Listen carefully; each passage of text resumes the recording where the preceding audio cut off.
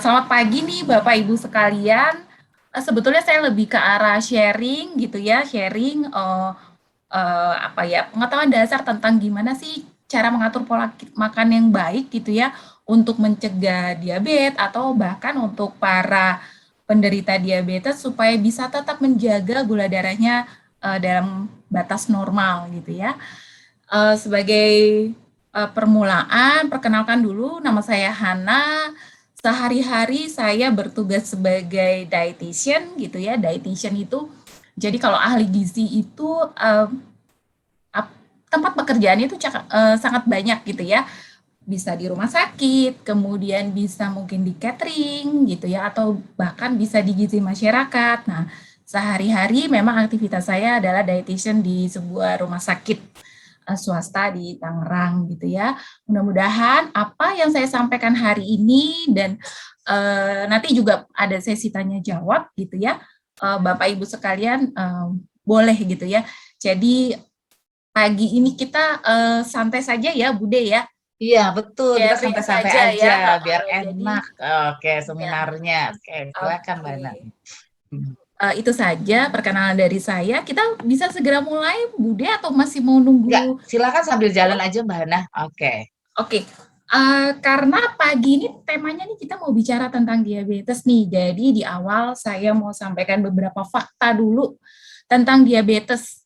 Nah, kalau yang di slide yang saya tampilkan ini adalah gambaran jumlah penderita diabetes di seluruh dunia, gitu ya. Jadi Bapak Ibu bisa bayangkan semakin bertambah tahun itu semakin banyak penderita diabetes ya. Ini data dari WHO yang saya ambil gitu ya. Jadi hampir 422 juta.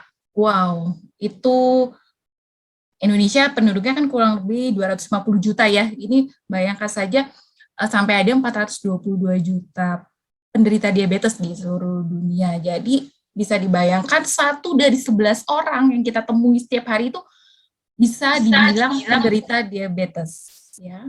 Oke, nah ini gambaran bahwa sangat banyak sekali ya dan semakin bertambah tahun itu semakin bertambah jumlahnya. Nanti jika suara saya terdengar kurang jelas, mohon disampaikan Ya, ya. nanti saya sampaikan Mbak Iya, Hana. Nah, baik. sekarang masih terdengar dengan jelas. Oke, baik. Mudah-mudahan koneksinya Sinyal ya. lancar nih. Ya, Ya, amin, amin. karena sempat beberapa hari yang lalu nih mungkin Bapak Ibu sekalian yang di rumahnya menggunakan IndiHome Oh, juga IndiHome ya. merasakan dampaknya ya. Oh, gitu. Oke, oke. Oke. Ya. Nah, kalau tadi di awal saya sampaikan tentang gambaran jumlah penderita diabetes di seluruh dunia. Nah, ini gambaran Indonesia. Indonesia kita posisinya di nomor berapa sih gitu ya? Ternyata kita tuh di nomor 7. Di nomor 7 ya, Bapak Ibu sekalian, dari seluruh dunia loh. Ini bisa dibayangkan bahwa eh, apa dengan penduduk 250 juta gitu ya, kita nih nomor 7 dari seluruh dunia ya. Oke. Okay. Nah, ini jadi ada di Indonesia sendiri, ini data di 2019 yang saya dapatkan dari data dari IDF ya, laporan dari Kemkes di 2019 ada 10 juta uh, penduduk Indonesia yang menderita diabetes ya. Jadi ini merupakan ancaman yang cukup serius nih, diabetes ini gitu ya. Nah, sebetulnya diabetes ini apa sih? Jadi diabetes adalah penyakit kronis yang ditandai dengan kondisi gula darah sewaktu yang melewati lebih dari kadar normalnya gitu ya. Ada gangguan di dalam fungsi pankreas itu untuk menghasilkan hormon insulin yang bertugas untuk mengatur kadar gula di dalam darah kita ya. Nah, di slide selanjutnya, jadi siapa saja sih yang berisiko mengidap diabetes ini? Kalau di sini ada beberapa faktor risiko. Nah, ada berat badan berlebih, kemudian ada pola makan yang tidak sehat, kemudian usia lanjut, mager gitu ya, malas bergerak gitu ya, apalagi sekarang sejak COVID gitu semua kebanyakan mungkin Dari. aktivitas Bapak Ibu sekalian kebanyakan daring, kemudian di rumah saja, WFH gitu ya. Nah, ini harus diwaspadai. Kemudian ada juga yang memang ada memiliki keluarga dengan riwayat diabetes. Dari beberapa faktor risiko ini yang bisa kita ubah gitu ya, yang kita bisa faktor risiko yang bisa kita cegah itu tentunya adalah berat badan berlebih, pola makan tidak sehat, kemudian malas bergerak ini. Karena ini semuanya kita bisa modifikasi gitu ya. Jadi dengan menjaga berat badan, mengatur pola makan, kemudian meningkatkan aktivitas fisik, itu kita bisa atur. Tapi kalau misalnya usia lanjut ya, dan juga memiliki keluarga dengan riwayat diabetes, tentunya ini tidak bisa kita ubah lagi, karena semua orang itu pasti akan menua gitu ya, bertambahnya usia, kemudian ada beberapa fungsi tubuh yang tentunya juga akan semakin menurun dengan semakin bertambahnya usia. Kemudian memiliki keluarga dengan riwayat diabetes, ya itu juga kita tidak bisa ubah lagi gitu ya. Tinggal bagaimana kita mengatur faktor risiko yang lain. Nah, ini saya sampaikan beberapa pertanyaan gitu ya seputar fakta dan mitos yang sering ditanyakan tentang diabetes.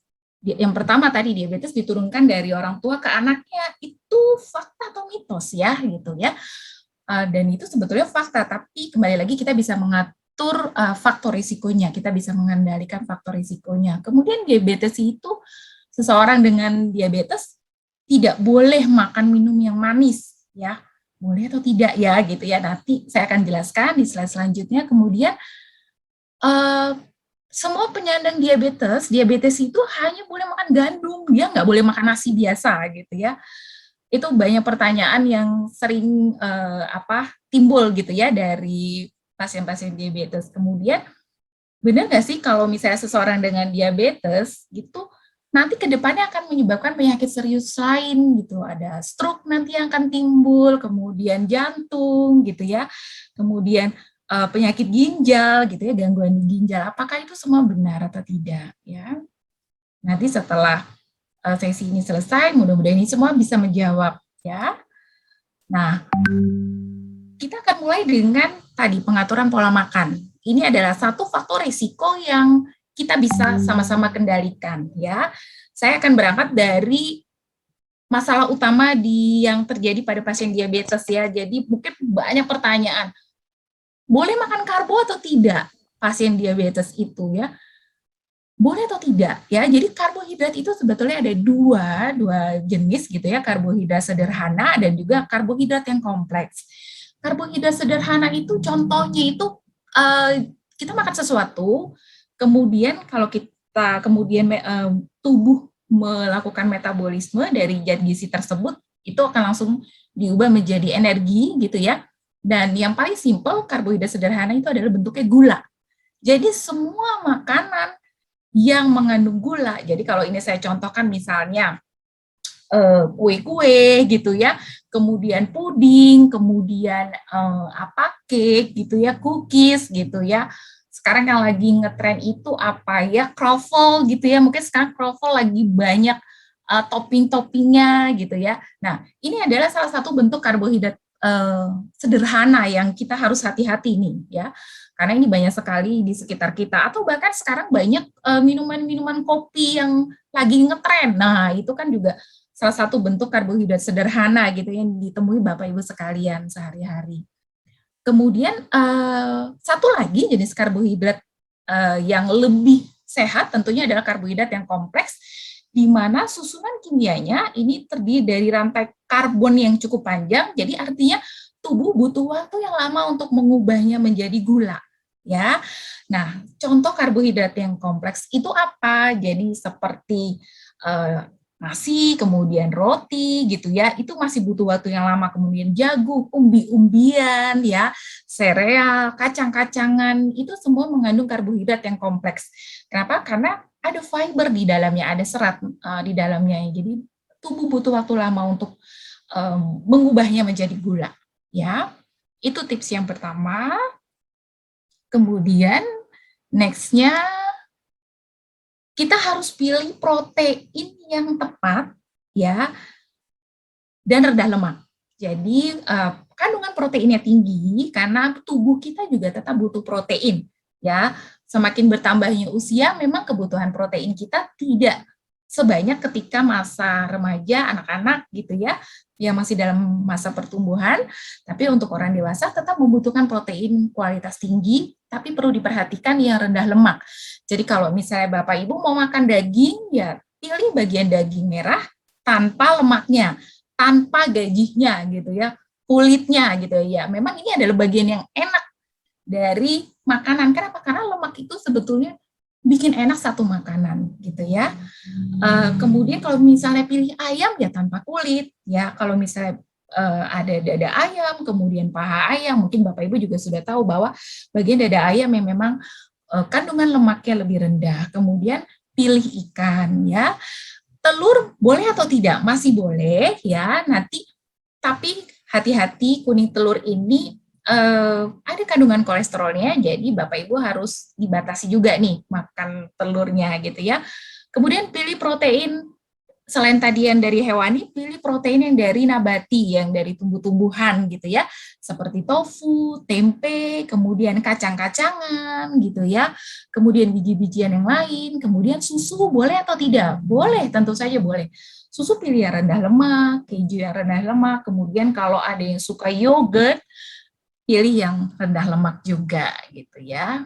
Tips selanjutnya adalah kalau tadi kita sudah pilih karbohidratnya kita mau makan apa, protein kita mau makan apa, nextnya itu cara masaknya.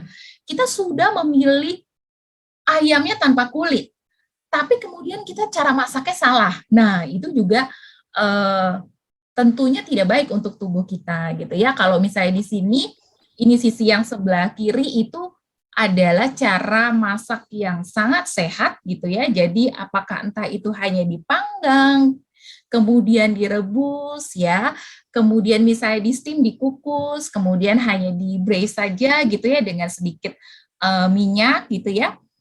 Kemudian atau di grill ya, di di atas bara api gitu ya, langsung di grill seperti itu jauh lebih baik. Artinya tidak menggunakan minyak yang terlalu banyak. Nah, kalau yang sisi yang sebelah kanan ini semuanya adalah digoreng gitu ya. Karena kalau misalnya satu ayam, tadi kita misalnya punya dada ayam nih ya, punya dada ayam, kita masak misalnya hanya dengan di grill saja.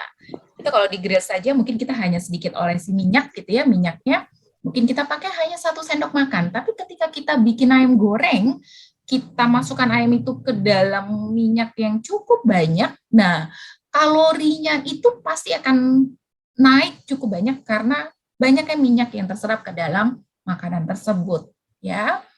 Jadi hati-hati ketika kita sudah memilih bahan makanan yang sehat, kita juga harus pastikan bahwa cara masak kita juga harus benar. Kalau tadi itu kita memasak protein hewaninya. Seorang diabetes ya, diabetes C atau misalnya kita pun yang tanpa diabetes gitu ya, kita butuh vitamin dan mineral juga. Ya, vitamin dan mineral itu banyak di sayuran dan buah yang segar. Ya, tips selanjutnya adalah bagaimana kita ketika masak, karena kini temanya nih masih tentang cara masak yang benar gitu ya. Jangan sampai kita salah masak sayur dan buah gitu ya, menyiapkan buahnya atau menyimpan buah ya. Kalau memasak sayur gitu ya, cara terbaik untuk mempertahankan vitamin dan mineral yang ada di dalam sayur itu sebenarnya cara terbaik hanya dengan mengukus ya. Jadi pakai kukusan, kemudian airnya hanya sedikit, sayur kita taruh di atasnya, di atas bagian kalau misalnya kukusan itu ada bagian yang strainernya gitu ya. Kemudian airnya sedikit ya sudah kita masak sebentar tidak terlalu lama sekitar 7 sampai 10 menit, kemudian langsung kita konsumsi ya. Nah, kenapa? Karena sebetulnya vitamin dan mineral ini adalah salah satu zat nutrisi yang dia sangat rentan terhadap perubahan suhu, ya. Kemudian perubahan dia sangat rentan terhadap exposure dari oksigen gitu ya. Jadi kalau misalnya masak sayur nih, Bapak Ibu sekalian, kalau misalnya baru dari pasar nih ya, kalau bisa sayur itu jangan dipotong-potong sampai kecil, kecuali memang kita masak untuk anak kita ya. Jadi sayur itu usahakan dipotongnya jangan dalam ukuran terlalu kecil. Kenapa? Karena kalau misalnya dipotong terlalu kecil, makin banyak exposure sayuran itu terhadap oksigen gitu ya. Jadi pasti beberapa vitamin dan mineral itu akan berkurang ya. Kemudian kalau misalnya gimana kalau misalnya untuk ibu-ibu yang sering dia belanja di sayur nih, belanja di pasar, dia sering belanja untuk 1 minggu ya. Itu boleh atau tidak ya? Boleh atau tidak ya, gitu. Karena mungkin dengan masa pandemi seperti ini, kita kan nggak bisa setiap hari ke pasar gitu ya, jadi harus membatasi juga ketemu dengan orang banyak. Boleh atau tidak? Boleh saja, yang penting ketika pulang dari pasar, kita betul-betul cuci bersih air, di dalam air mengalir, sayurnya, kemudian kita hilangkan bagian-bagian yang kotor, karena kalau misalnya kita beli dari pasar, kemudian kita mau simpan di kulkas dalam kondisi yang masih kotor.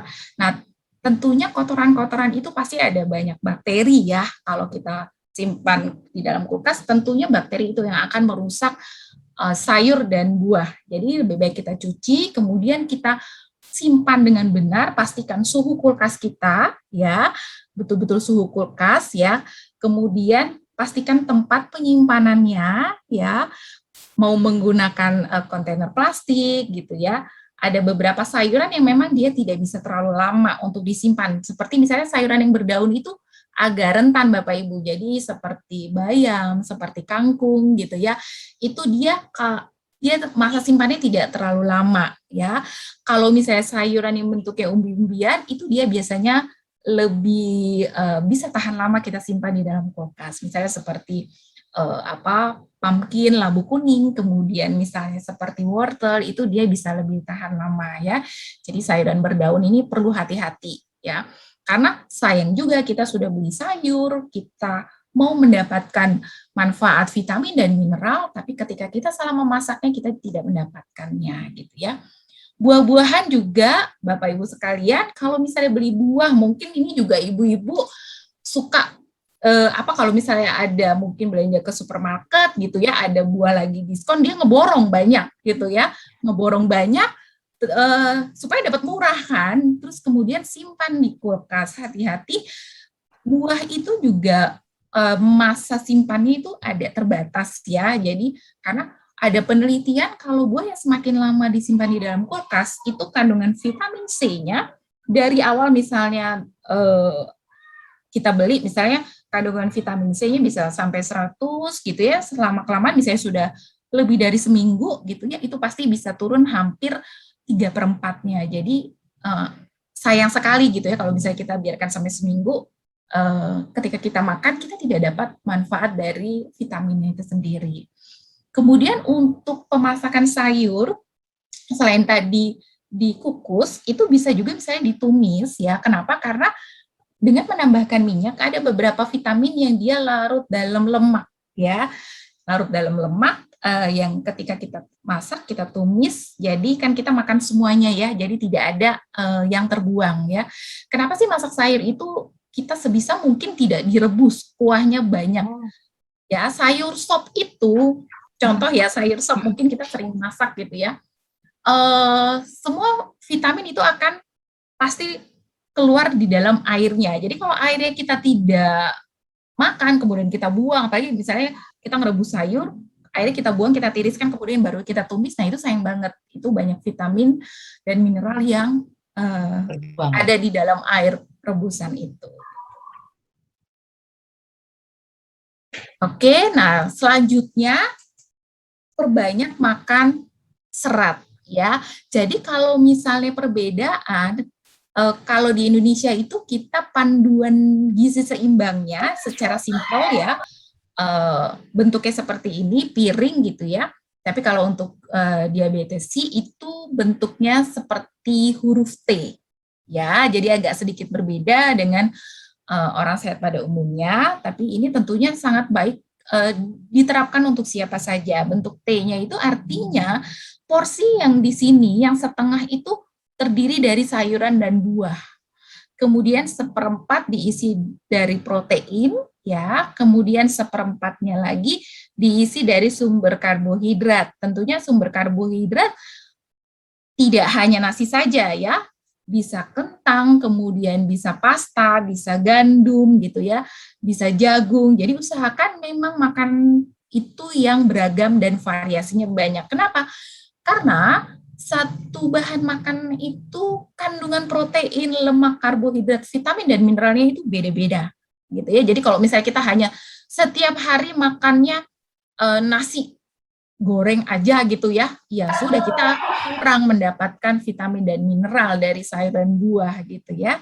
Nah, seperti ini kira-kira gambarannya. Jadi, nah ini jujur nih Bapak Ibu sekalian, kalau makan porsi nasinya seberapa piring gitu ya. Kadang mungkin kita porsi nasinya itu udah setengah, terus banyakkan lauknya setengah lagi gitu ya. Tapi sayurnya itu mungkin cuman sedikit banget di ujung gitu, cuma berapa sendok gitu ya kalau misalnya kita makan tumisan. Jadi, nah padahal kalau idealnya itu seperti ini, ingat saja bentuk piringnya gitu ya, dan porsinya gitu ya.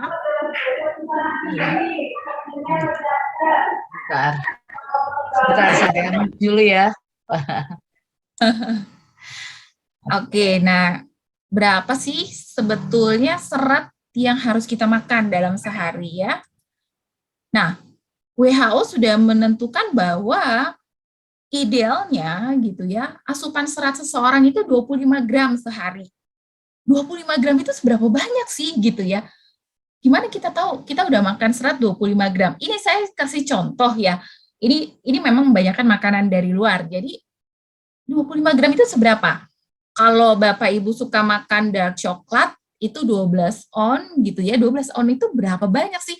Itu hampir 350 gram. Ya, kemudian banyak banget ya kalau misalnya kita harus makan coklat aja sekitar 350 gram baru dapat serat 25 gram. Kemudian kalau misalnya jeruk makan 5,5 jeruk tuh baru dapat 25 gram ya. Kemudian kelapa parut 800 gram kita makan baru dapat seratnya 25 gram ya. Kemudian kacang itu cukup 2 cups ya, 2 cups itu, nah 1 cups itu kurang lebih sekitar 100 graman ya, berarti harus makan 200 gram. Kemudian pisang sehari harus makan 8 nih Bapak Ibu ya, baru mencapai serat 25 gram. Ya. Sudah kebayang? Kenyang banget pasti ya. Nah, itu kalau makanan di luar. Nah, kalau misalnya makanan sehari-hari kita gitu. Pasti Bapak Ibu suka makan salah satu di antara ini ya. Contoh, kita makan gado-gado ya. Gado-gado kalau dalam 100 gram itu seratnya kurang lebih hanya 1,2. Oh, kenapa ya kok cuma dikit banget ya? Ini 100 gram sih ya.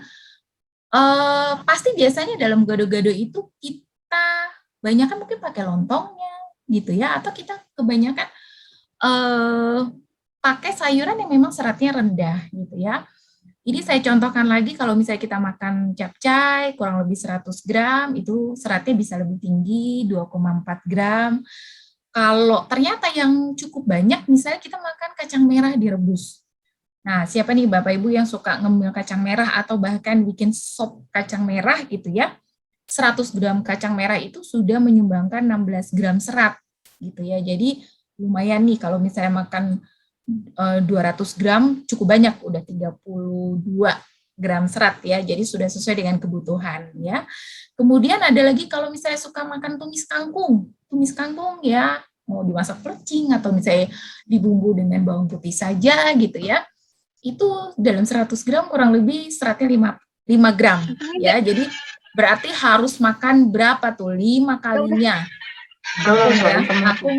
Oh ya, hari harus dimakan 5 kali.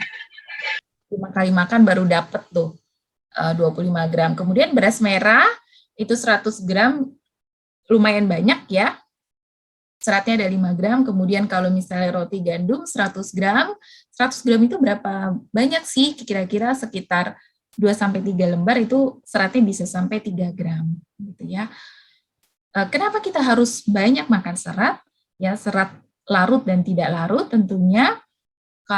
Kenapa? Karena untuk memperlancar buang air besar, kemudian gerakan peristaltik usus kita gitu ya.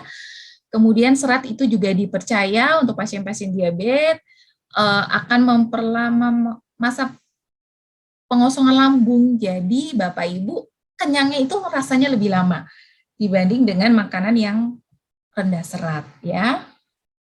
Karena salah satu susahnya orang diabetes itu adalah pasti dia sering merasa lapar ya. Nah, ini adalah tumpeng gizi seimbang yang berlaku di Indonesia. Ini adalah panduan makan ya. Jadi kalau Bapak Ibu lihat ini yang paling atas ya, yang dikerucut paling atas ini yang harus paling sedikit dikonsumsi ya. Jadi gula, garam dan lemak ya, ini yang harus betul-betul jadi perhatian nih. Nggak boleh banyak-banyak ya. Nah, pesannya tambahannya ini adalah kalau dulu mungkin pernah mendengar 4 sehat 5 sempurna gitu ya. Nah, ini sudah diperbarui jadi tumpeng gizi seimbang ditambah dengan ada minum air putih minimal 8 gelas setiap hari untuk menjaga ginjal kita tetap sehat gitu ya. Kemudian di sini yang paling bawah ini ada tambahan aktivitas fisiknya ya. Nah, tips yang selanjutnya kalau tadi saya sampaikan itu kan kalau Bapak Ibu masak sendiri, mengolah makanannya sendiri. Nah, sekarang gimana kalau misalnya dalam kondisi tertentu kita tuh harus beli makanan siap saji, ya. Makanan siap saji saat ini dengan semakin berkembangnya teknologi pangan gitu ya, semakin memudahkan orang untuk mendapatkan makanan dalam kemasan siap saji. Tapi harus hati-hati, kita harus perhatikan label nilai gizi yang ada di dalam makanan kemasan yang kita beli ya. Yang pertama yang perlu diperhatikan adalah kandungan kalorinya tentu saja ya. Berapa satu misalnya kita mau makan apa? Kita mau beli biskuit misalnya ya. Biskuit itu ini isinya berapa keping gitu ya. Kalorinya ini berapa? Ya, takaran sajinya berapa ya. Kemudian selain ini, selain kalorinya, karena tentu saja kita harus tahu nih, saya butuh kalorinya itu, wah, satu pak biskuit ini kenapa dia kalorinya, kalau saya habiskan misalnya, saya bisa makan 300 kalori, misalnya, wah, ini berarti tinggi sekali kalorinya gitu ya, ini perlu diperhatikan ya. Kemudian yang kedua yang perlu diperhatikan adalah kandungan lemaknya. Kandungan lemaknya hati-hati sekarang Badan POM itu sudah mengeluarkan standar untuk label nilai gizi yang perlu ditampilkan itu apa saja ya. Badan POM tentunya mengikuti anjuran dari Kemkes gitu ya tentang batasan gula, garam dan juga lemak ya. Sehingga sekarang sudah dicantumkan lemak jenuhnya itu berapa, trans fatnya itu berapa, lemak tidak jenuhnya itu berapa. Ya, itu sudah harus ada di dalam label pangan ya, pangan kemasan ya. Kandungan lemak, nah kebutuhan maksimum sesuai dengan AKG, angka kecukupan gizi rata-rata orang Indonesia dewasa ya itu kan sekitar 2.150 kalori. Jadi kebutuhan lemaknya sehari 67 gram kurang lebih 4 sendok makan ya.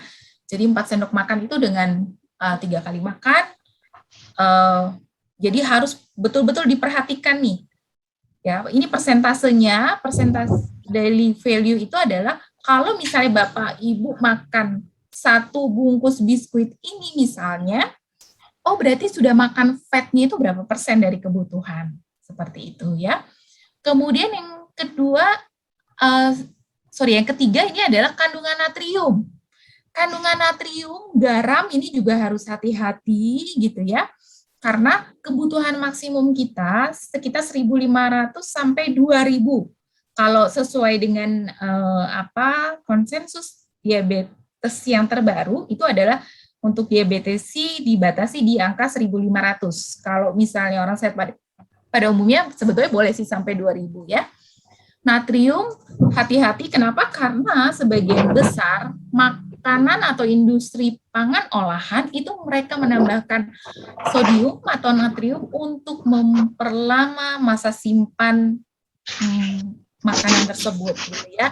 Jadi hati-hati ya. Apalagi kalau misalnya Bapak Ibu perhatikan makan mie instan gitu ya, dalam satu bungkus mie instan itu mungkin natriumnya itu bisa hampir 900 mg ya, udah lebih dari sehari kebutuhan natrium ya. Kemudian yang terakhir yang perlu diperhatikan kandungan gula ya. Kandungan gula saat ini sudah ada yang betul-betul detail gitu ya. Ada yang gula gitu ya. Ada yang sudah mencantumkan dietary fibernya berapa gitu ya. Nah, kebutuhan gula maksimum itu 50 gram sehari atau 4 sendok makan ya.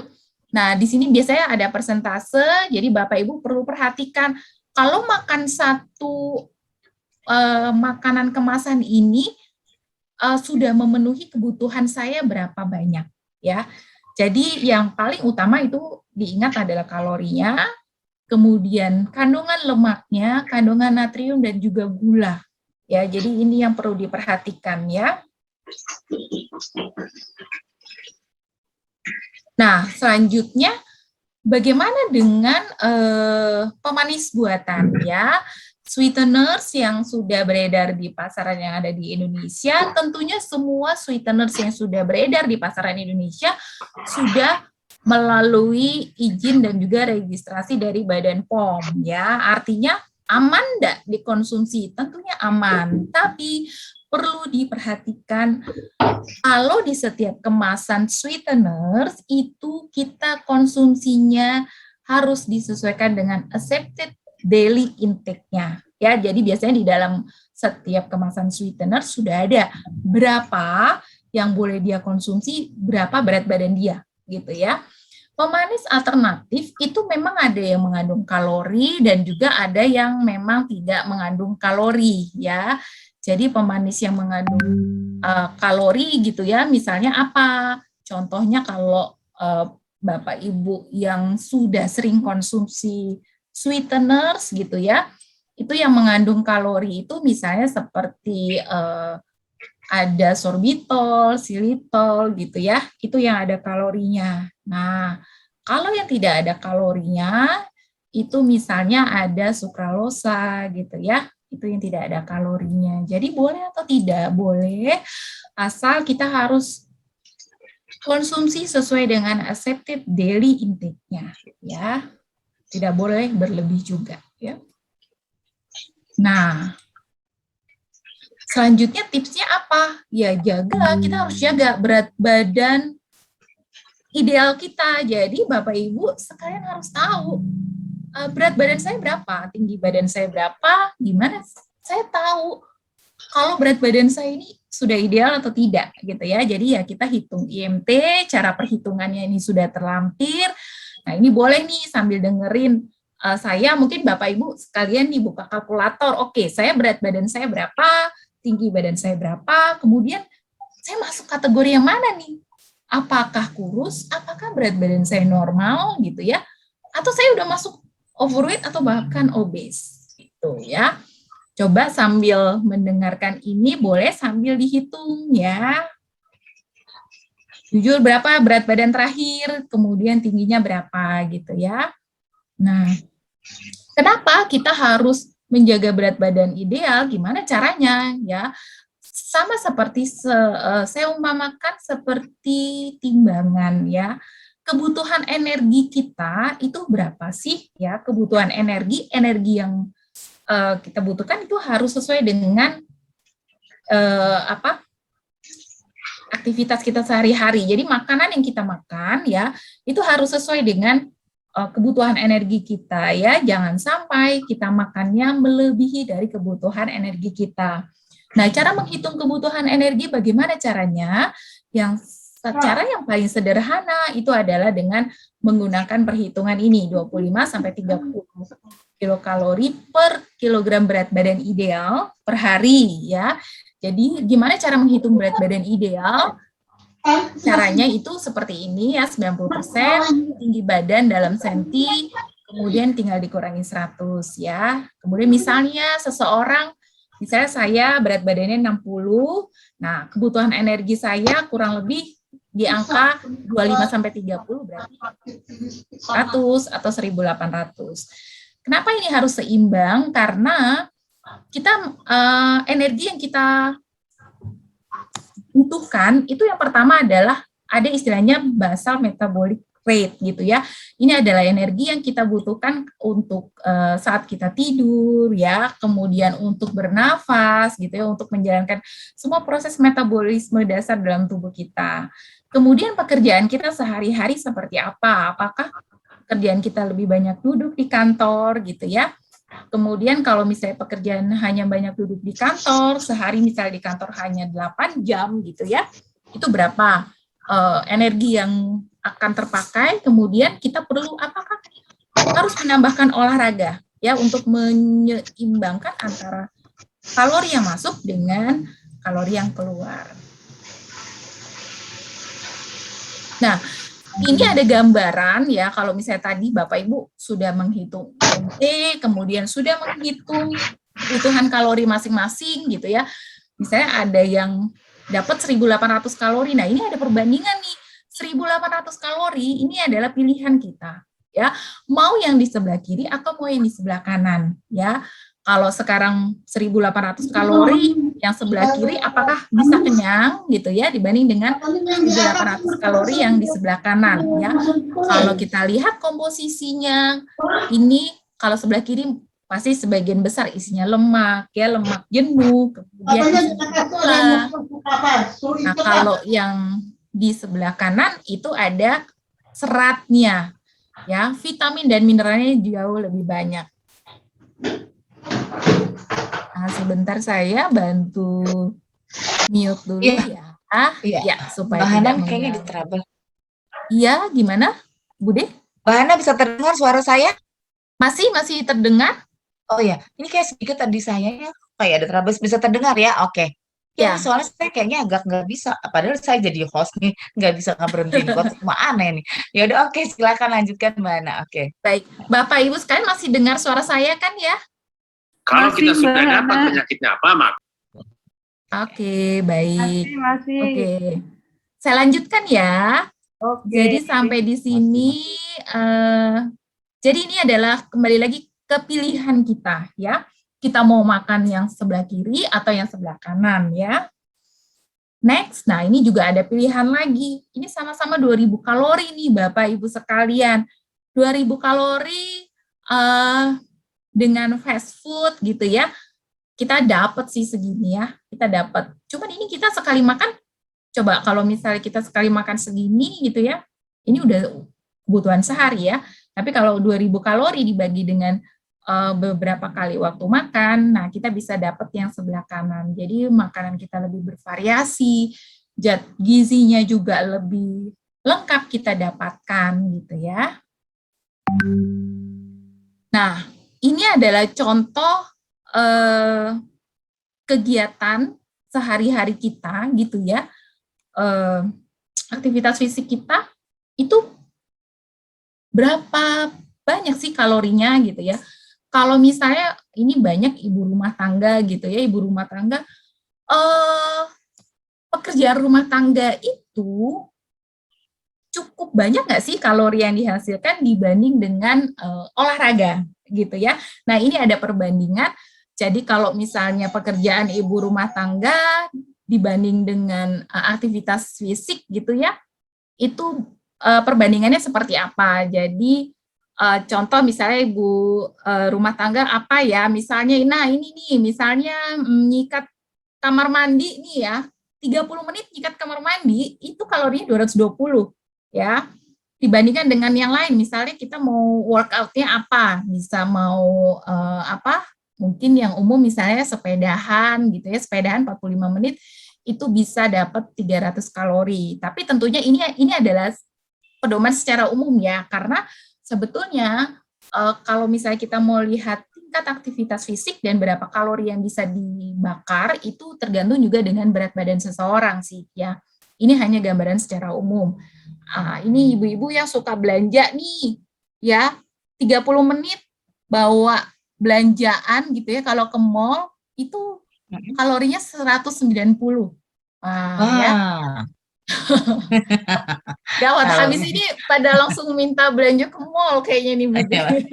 iya, waduh lumayan nih kalorinya kalau jalan di mall. Iya, lumayan ya. Tapi hati-hati sekarang ke mall, ini ya. Sudah lebih aman sih ya, pakai peduli lindungi ya kita sekarang kalau mau ke mall. Kemudian belanja groceries gitu ya, 30 menit dengan menaruh barang, dorong troli gitu ya, belanja di supermarket itu kalorinya lebih dikit, 110 gitu ya. Kemudian kalau ibu-ibu ada yang suka berkebun gitu ya, 30 menit berkebun itu kalorinya 115 gitu ya. Bersihin kaca jendela gitu ya, 30 menit 125 kalori gitu ya. Nah, ini tentunya biasanya ini adalah waktu kita melakukan aktivitas ini harus continue ya. Jangan misalnya 10 menit bersihin jendela kemudian ditinggal gitu ya, mengerjakan yang lain gitu ya. Jadi dalam arti 30 menit ya dia konsisten gitu ya. Merapikan tempat tidur gitu ya. Nah, ini ada ininya ada sudah ada kisaran berapa sih kalori yang akan terbakar kalau kita melakukan satu aktivitas. Tentunya pekerjaan rumah tangga dibanding dengan olahraga tetap lebih banyak olahraga gitu ya, aktivitas fisik ya. Nah, ini selanjutnya ini adalah beberapa contoh gerakan aktivitas fisik yang sederhana gitu ya untuk para diabetesi gitu ya. Hanya berjalan gitu ya, kemudian naik tangga, kemudian ini mengencangkan otot lengan gitu ya, kemudian hanya menggunakan kursi saja. Jadi sebetulnya yang mau saya sampaikan bahwa tidak ada alasan kalau misalnya saya nggak bisa nge-gym nih gitu ya, harus olahraga itu harus nge-gym, olahraga itu entah harus beli sepeda dulu gitu ya, harus bersepeda, harus ikut komunitas dulu, tapi dengan alat-alat seadanya di rumah kita bisa melakukan olahraga gitu ya, kita memperkuat otot-otot kita supaya kita juga bisa merubah nih yang lemak ya, tidak di komposisi lemak dalam tubuh kita menjadi otot gitu ya. Nah, tapi perlu hati-hati juga Bapak Ibu sekalian bahwa rutin aktivitas fisik gitu kita harus perhatikan juga nih denyut jantungnya ya ketika melakukan aktivitas fisik. Nah, ini sesuai dengan perkeni yang terbaru di 2019, hati-hati jangan sampai misalnya saya pengen olahraga gitu ya, pengen lari gitu ya, pengen lari atau pengen sepedahan gitu ya, terus diforsir ya, akhirnya yang terjadi misalnya dia terlalu capek gitu ya, sehingga harus hati-hati jangan sampai kita pingsan gitu ya, karena misalnya denyut jantung kita melebihi dari batas maksimal yang dianjurkan. Cara menghitungnya bagaimana? Jadi rumusnya itu 220 dikurangi usia ya, misalnya usia kita Recording sudah stopped. 30 atau 40 tahun tinggal dikurangi, dan itu kita hitung ketika kita melakukan aktivitas fisik, kita sambil hitung denyut nadi kita berapa per menitnya ya. Dan sampai kita melebihi maksimal yang sudah ditetapkan. Kemudian namanya aktivitas fisik tentunya harus dilakukan secara rutin supaya mendapatkan impact yang nyata di dalam di badan kita gitu ya, 3 sampai 5 kali per minggu harus rutin dilakukan. Kemudian durasinya itu minimal 30 menit. Kenapa? Karena setelah 30 menit baru terjadi pembakaran lemak, pembakaran energi gitu ya. Kalau misalnya olahraga hanya 10 menit ya sudah, kita hanya dapat capeknya aja mungkin, tapi kita tidak membakar lemak ataupun energinya. Nah, waktu jeda tidak boleh lebih dari 2 hari ya. Jadi maka dianjurkan memang rutin ya, sesuai dengan kekuatan Bapak Ibu sekalian ya.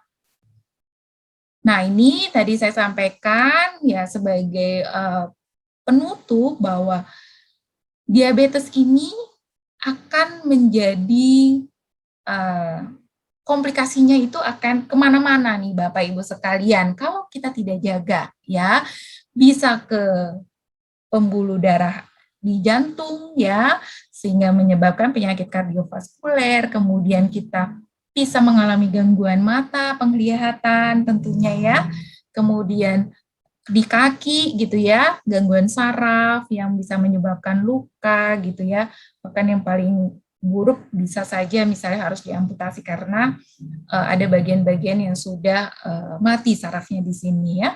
Kemudian tentunya akan berdampak juga ke organ-organ yang lain. Salah satunya adalah ginjal ya. Jadi sebagai kesimpulan adalah bahwa kalau misalnya Bapak Ibu sudah memiliki diabetes ya tolong dijaga pola makannya, kemudian aktivitas fisiknya, dan jangan lupa harus kontrol ke dokter ya. Jadi jangan mengatur sendiri obatnya, harus tetap diawasi oleh dokter, tentunya ditunjang dengan diet yang sehat, yang tepat, dan aktivitas fisik pasti kita dapat mencegah terjadinya komplikasi. Nah, untuk Bapak Ibu sekalian yang memang masih sehat dengan menjalankan pola makan yang benar, tentunya akan terhindar oleh penyakit diabetes. Ya, di ujung bahwa pada akhirnya bahwa makanan yang kita pilih untuk kita makan itu akan memberikan dampak yang berbeda untuk diri kita sendiri.